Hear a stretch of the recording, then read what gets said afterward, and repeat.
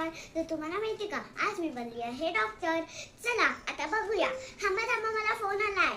Hello. हां मी 5 वाजेपर्यंत आहे. या येऊ शकता. आता तुम्हाला मी चेकिंग करते. अरे मला तर खूप बरं आहे. आता तुमचं ऑपरेशन करावं लागेल. मी तुमच्याकडे येणार होतं कापून असं तुमच्याकडे. तुम्हाला इकडे तर खूप लागलं आहे. तुम्हाला इकडे इंजेक्शन व्हायला लागणार आहे का?